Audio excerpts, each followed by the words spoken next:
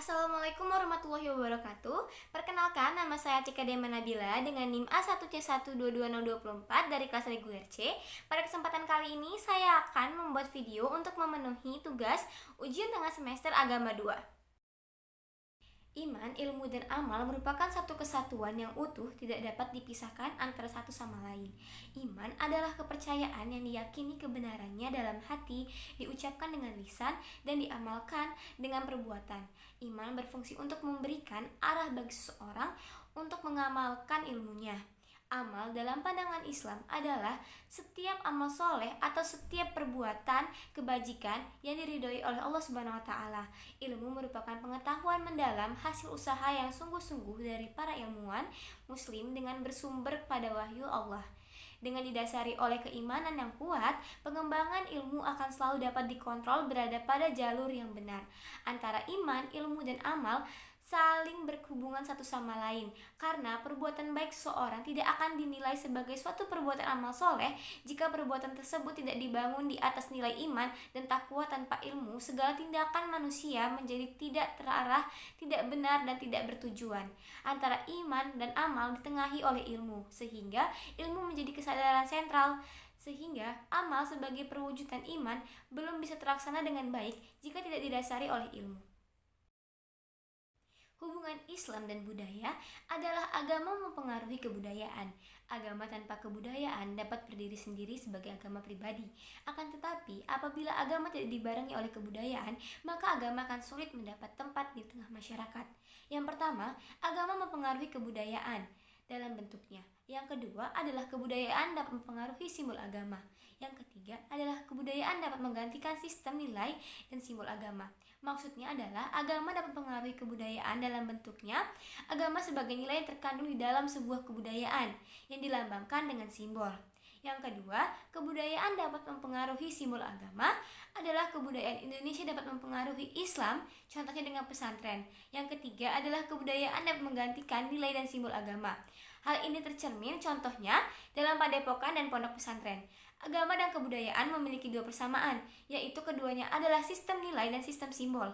Oleh sebab itu, pada prinsipnya kebudayaan dan agama merupakan subjek dan objek, yaitu sama-sama terdapat pada diri seorang manusia. Dan mengapa Islam tertinggal dalam teknologi? Karena banyak faktor penghambat yang mendorong pendidikan Islam untuk mengembangkan teknologi. Contohnya yaitu seperti arus globalisasi yang lebih banyak membawa budaya barat dan konflik-konflik internal yang terjadi di masyarakat muslim itu sendiri. Sehingga tidak jarang banyak kesalahpahaman umat Islam yang ingin mempelajari teknologi malah dianggap mengikuti budaya barat, padahal mereka hanya ingin mempelajari tentang teknologi. Tak sedikit rintangan dilalui oleh generasi muslim sekarang agar tidak tertinggal di dalam perkembangan teknologi, khususnya di era globalisasi saat ini, yang mana teknologi dan lain sebagainya terus berkembang, sehingga menyebabkan hadirnya fenomena baru di kehidupan masyarakat masa kini. Seperti contohnya kehidupan masyarakat sekarang yang cenderung pragmatis dan berdaya saing. Islam datang sebagai agama terakhir yang bertujuan untuk mengantarkan pemeluknya menuju kepada kebahagiaan hidup yang hakiki. Oleh karena itu, Islam sangat memperhatikan kebahagiaan manusia, baik itu kebahagiaan dunia maupun kebahagiaan akhirat. Dengan kata lain, Islam dengan segala aturannya sangat mengharapkan umat manusia untuk memperoleh kesejahteraan materi dan spiritual. Kesejahteraan dapat diperoleh dengan membentuk mental yang menjadi mental hanya bergantung kepada Sang Khalik, bertakwa kepada Allah Subhanahu wa Ta'ala, dan juga berbicara dengan jujur dan benar.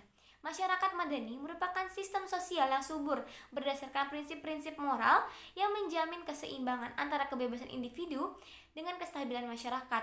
Inisiatif dari individu dan masyarakat akan berupa pemikiran seni, pelaksanaan pemerintah yang berdasarkan undang-undang, dan bukan nafsu dan atau keinginan individu. Konsep masyarakat madani menurut Islam adalah bangunan politik yang demokratis, partisipatoris, menghormati dan menghargai publik seperti kebebasan, hak asasi, partisipasi, keadilan sosial, menjunjung tinggi etika dan moralitas.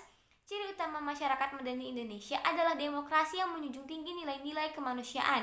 Masyarakat yang mempunyai paham berbeda-beda menegakkan hukum dan peraturan yang berlaku secara konsisten dan berbudaya. Kesejahteraan umat merupakan sebuah keadaan umat yang sejahtera di mana prinsip-prinsip dari kesejahteraan umat adalah tidak berlebihan dalam segala hal. Contohnya harta, bersedekah, berbuat kebaikan, serta menciptakan suasana yang damai antara sesama.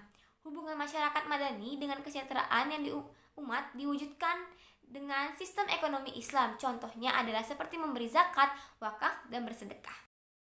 Menurut saya, Islam dan kebangsaan di Indonesia sudah sejalan, karena meskipun dasar kebangsaan negara Indonesia bukan syariat Islam, tapi pilar-pilar kebangsaan Indonesia yang telah terbentuk sangat menjamin, melindungi, dan menyuburkan pelaksanaan nilai-nilai ajaran Islam dalam berbagai bidang kehidupan, baik dalam sosial, ekonomi, budaya, pendidikan, dakwah, dan lain sebagainya.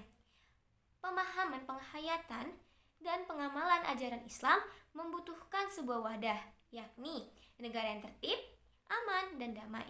Dan negara yang demikian harus memiliki wawasan kebangsaan yang kokoh. Dan Indonesia sudah termasuk ke dalam negara yang tertib, aman, dan damai, serta wawasan kebangsaan yang kokoh. Kebangsaan adalah sebuah produk ijtihad. Konsep kebangsaan memang tidak secara langsung dan eksplisit dijumpai dalam ajaran Islam, tapi ada nilai-nilai universal di dalamnya yang sejalan dengan ajaran Islam. Dalam konteks Indonesia, secara historis, wawasan dan pilar-pilar kebangsaan Indonesia seperti Pancasila, Undang-Undang Dasar 1945, Bhinneka Tunggal Ika, dan NKRI dilahirkan oleh pendiri bangsa. Beberapa di antaranya adalah Kiai Haji Wahid Hasyim, Haji Agus Salim, Muhammad Natsir, Kiai Haji Mas Mansur. Itulah hubungan Islam dengan kebangsaan yang sudah ditanamkan sejak Indonesia berdiri. Maka dapat dilihat bahwa Islam dan kebangsaan Indonesia sudah bisa dikatakan sejalan, karena Islam dan kebangsaan di Indonesia memiliki keterkaitan satu sama lain. Menurut pendapat saya, seorang muslim sangat penting untuk mempelajari agamanya. Kenapa? Karena jika seorang muslim tidak mempelajari agamanya, dia tidak dapat mengetahui dan memahami nilai-nilai dan ajaran-ajaran yang ada di dalam agama tersebut. Dengan belajar agama pula, seorang muslim akan tahu bagaimana cara untuk beribadah, mendapatkan pahala, mengetahui apa larangan dan perintah yang diberikan oleh Allah Subhanahu wa taala. Dengan mempelajari agama juga akan menuntun seorang muslim menjadi seseorang yang lebih baik lagi. Dan salah satu syarat diterima ibadah oleh Allah Subhanahu wa taala adalah mengetahui ilmunya, yakni syarat, rukun, dan teknis ibadah tersebut sehingga sesuai dengan sunnah Rasul. Itu memerlukan ilmu. Caranya dengan mempelajari ilmu agama. Maka dari itu, sebagai seorang muslim, penting bagi kita untuk mempelajari tentang agama. Baiklah, cukup sekian sampai di sini. Saya akhiri. Wassalamualaikum warahmatullahi wabarakatuh.